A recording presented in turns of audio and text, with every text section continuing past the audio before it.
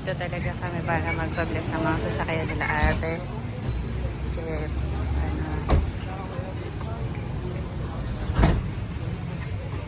sa Manawag. Dito talaga kami nagpapabless ng mga sasakyan.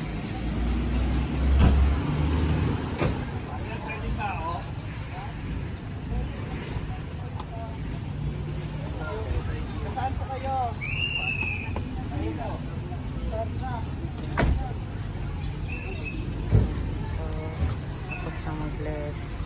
God bless. Have a safe trip.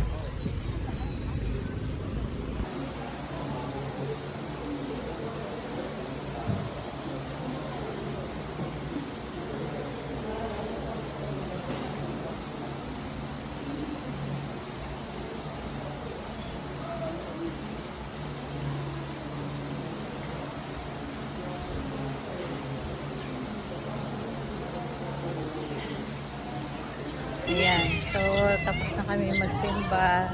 Nakasimba na rin kami dito sa Manawag. Tapos na rin kami magpa-bless.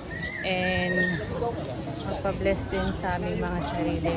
And pasasalamat na rin ng aming pamilya para sa lahat ng mga biyaya at saka mga miracles na ginawa niya talaga sa amin for this year. So, dito? Ayan. Ate ko. Yan.